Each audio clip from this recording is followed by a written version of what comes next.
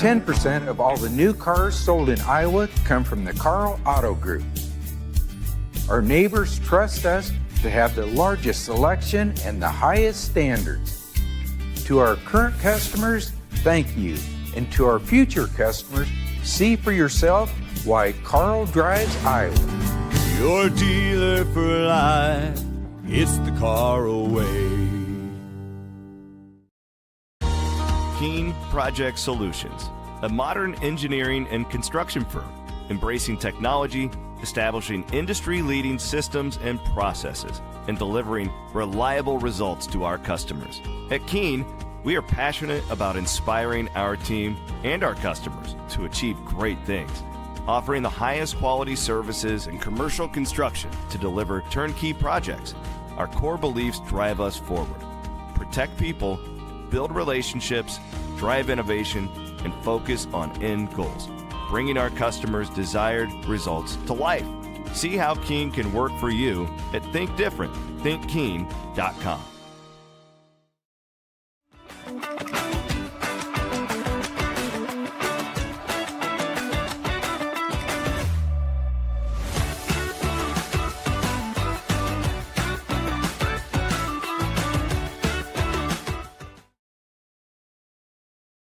Experience the world's largest sports book at your fingertips. I'm Derek Stevens. I'm a lifelong sports bettor and owner of Circus Sports. We built this platform for bettors that want high limits and total transparency. Featuring high limits, player-friendly pricing, and exceptional live customer service when you need it. Hi, how may I help you today? Download your new bookie today and start betting like a pro. Circus Sports.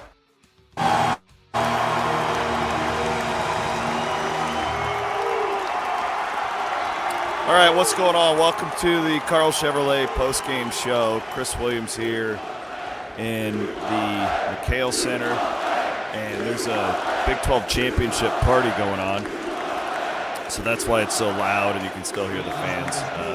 They're cutting down the nets, which is quite the thing to be a part of. Ugly one tonight in Tucson. It was Arizona 73, Iowa State 57 here in the Northwest Bank studios. So the internet isn't great. I hope that this sticks. We do have After Dark, the post-game show coming up right after me. Those guys will be on for a lot longer than I will because of this internet situation, and I also want to get the TJ Otzelberger's press conference, which is coming up here in just a couple of minutes. Jake Brind will be there to get all the reaction from tonight's game. The simple part here to break it down is you can't shoot 29% and expect to beat anybody worth a damn. And this was one of the worst offensive performances we've seen really at Iowa State in a long time. I was trying to do a little bit of research to see if I could find anything. And that first Otzelberger team had some really bad clunkers. The one that came to my mind was the Pittsburgh game from the NCAA tournament, and I think they were 23% in that one. But tonight you go 29% from the field, and it's pretty rough when your best guys are 6 of 15 and 5 of 14. It's not going to win many basketball games. You're not going to win any basketball games, especially on the road in this conference. I'll get down to more of a micro look at all these things and how it happened, and we'll take a bigger picture look at what the next couple of weeks look like for this team that has now dropped 3 of its last 4 since the big wins over Kansas and Houston on the 14th and the 16th of February. Thank our presenting sponsors, Keen Project Solution, and of course Natuzel Financial Services, for hanging out with us here on the Karl Chevrolet postgame show. Okay, let's go through my notebook from today's game. Super physical. I know a lot was made of the foul discrepancy, specifically in the first half. That Arizona had a 14-3 edge at the free throw line in the first half. Not shots, but actual made, which is really incredible. Iowa State the offense is really, really out of sync for a lot of different reasons right now. But you take 30 3-point attempts, only make 7 of them, but 30 attempts, only 65 field goal attempts as a whole for the team. So what that tells me is they're not aggressive at all. The inability to get into the paint. I thought Joshua Jefferson probably played the worst game of his career tonight, going 2 of 17 from the field. And this is the key stat for me. Jefferson and Momcilovic combined to go 4 of 25 from the field. That's, I won't say they're 2 best players because Tamin Lipsey would like a say in that. And he was incredible tonight. I thought Tamin played really well, thank God. But you can't have a game like this in a spot like this, and this is an incredible atmosphere, and have your 2 best players disappear. And we're just seeing this consistently, it feels like, from Momcilovic in a lot of these big moments. And if Iowa State is going to make any sort of a run, like a meaningful run in the NCAA tournament, he's got to snap out of it. But there's more to it than that, right? Like he's getting killed. Milan is getting killed by the lack of production offensively by Torre. It all trickles back to not having to guard him. And I think you have to consider going forward. Torre only played how many minutes in the second half? 7. So that's 2 games in a row where he sat on the bench for the majority of the second half. Bateman is ascending. One of the things that I am encouraged about after this game is the fact that Bateman kind of snapped out of it. He was horrible the last 3 games offensively, and he was much, much better tonight. He played 27 minutes to Torre's 17. So if we're looking for positives, Bill, that's a big deal right there. The other guy I'm going to poke at a little bit here is I feel like if Iowa State is going to, again, make the special type of run, because that's really all I'm focused on here. Nate Heise has to shoot when he's in the game. Only 3 attempts tonight. Nate was 0 for 3. And we all know the things that he does on the defensive end. But he's got to shoot the basketball, and he cannot be a 0 out there offensively to reach its full potential. And we're getting too much of that right now. You can't have multiple guys who are contributors in Heise and Torre who are absolute zeros offensively. You just can't do it. So, listen, not a great spot that Iowa State is in right now. I realize it. It's all true. But they did play really hard tonight. They competed really hard tonight. I didn't think they competed very well in that game on Saturday, specifically for the first 25 minutes or so. So you can build on that. You know, if you look at how they shot, they really shouldn't have been into the game. And they got it within 7 in the second half, which I thought was actually quite incredible considering how poorly they were shooting at the time. So where do you go from here, right? Let's talk about, we talked about, I think that you've got to make adjustments with Torre at this point. I just think you do. I don't know exactly what it is, but you can't keep him out there if he's going to be this bad on offense. You just can't.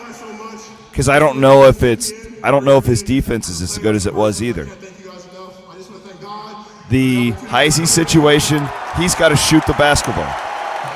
And God, like, you just can't imagine Jefferson's ever going to be that bad again, right? I mean, that's a historically bad shooting night for him.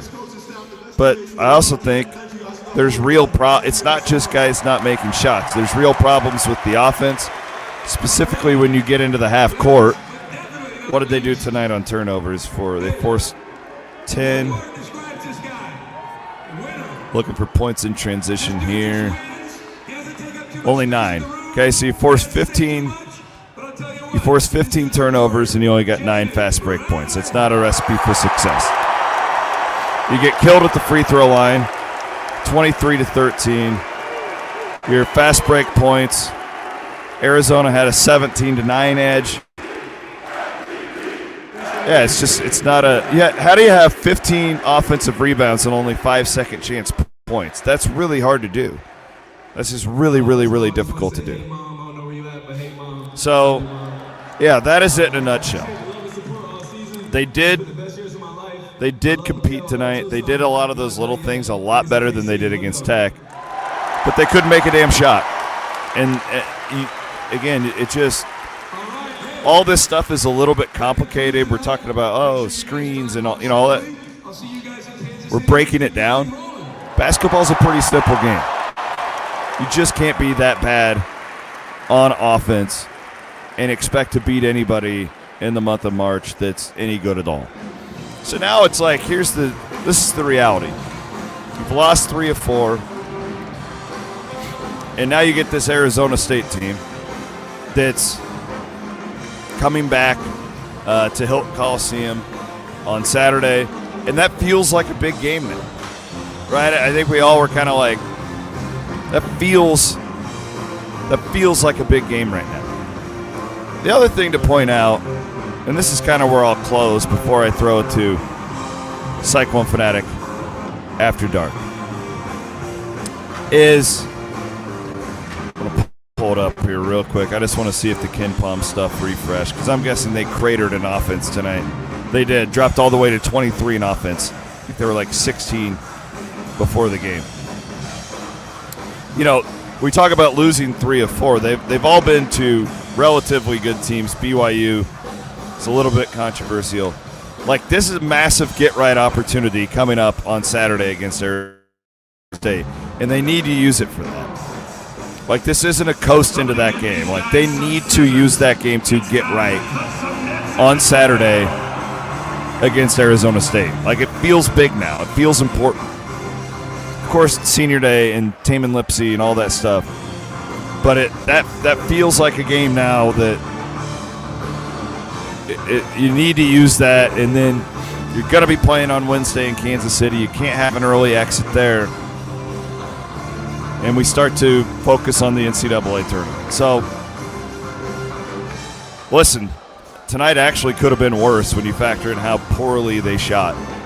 You're pretty lucky that Arizona couldn't make a shot early on. I love the fact that they competed. They hung in down the stretch. But there's real issues with the offensive side of the basketball that Iowa State's got to get figured out. And I don't think it's as simple as just, the guys need to make more shots. Is that true? Absolutely. But I can't watch another possession of Joshua Jefferson calling Blake Buchanan for a screen, going the wrong way, dribbling it into 3 guys and turning it over. That's not going to get it done in March. That's not a efficient offense for this team to be running. We talk about it all the time. They're not that good in the half court. They got to find ways to get into transition. But when you are in the half court, you've got to find a way to be more efficient than that. Okay? So, here we go. Let's get it over to our friends from Cyclone Fanatic After Dark after I do the best of the game. And I'll just give it to this whole arena and crowd. What a great atmosphere when you come to Arizona. I mean, really a great atmosphere. I thought that, Fog Allen is incredible, but this is a really, as far as visiting arenas go, this is right there with Kansas to me. And what a pest to have to come here and play. And I hope that translated on TV. It's another. I'm really not.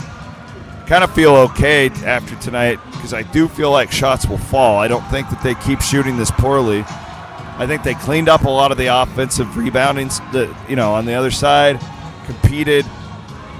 They need to go out and blitz Arizona State on Saturday. Get into Kansas City and let's see what happens. All right. Appreciate you guys. Let's go to our friends at Cyclone Fanatic After Dark. My name is Chris Williams in the Northwest Bank Studios. We'll see you guys on Saturday. Later.